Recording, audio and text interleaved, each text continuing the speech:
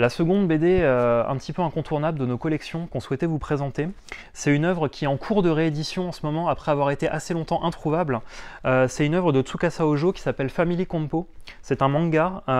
et Tsukasa Ojo il est surtout connu pour être, enfin en tout cas il est surtout connu chez nous pour être l'auteur d'une bande dessinée qui s'appelle City Hunter, mieux connu par le nom de son dessin animé qui était Nicky Larson sous nos latitudes. Et c'est une bande dessinée qu'il a commencé à dessiner en 1996.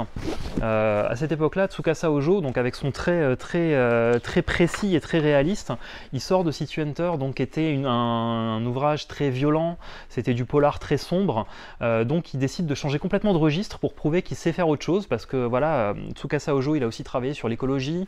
c'est un auteur qui a un rapport très fort au pacifisme, vraiment à plein de sujets différents, donc il voulait prouver qu'il n'était pas qu'un auteur de polar, donc il se lance dans la comédie, et c'est une comédie qui est extrêmement avant-gardiste, Family Compo,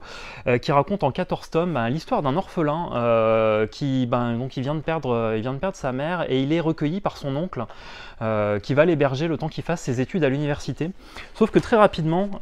cet orphelin va découvrir que son oncle est en fait sa tante et que sa tante est en fait son oncle et que c'est un couple un peu particulier puisqu'ils sont chacun, ils vivent une transidentité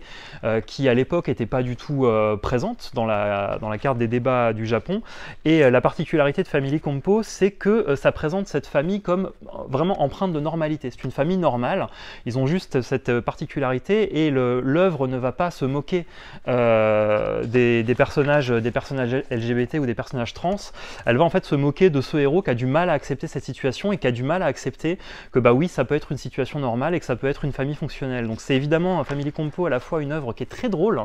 parce que voilà, ça reste une œuvre avec beaucoup de gags, avec beaucoup de situations un peu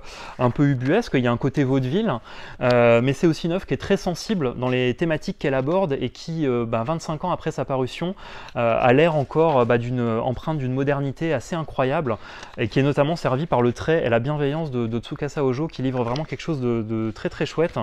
C'est une œuvre qui est éditée chez Panini Manga, qui est en cours de réédition dans nos collections, donc vraiment n'hésitez pas si vous voulez découvrir quelque chose de très atypique et de beaucoup moins connu que ne l'était City Hunter, ça s'appelle Family Compo, c'est en 14 tomes chez Panini.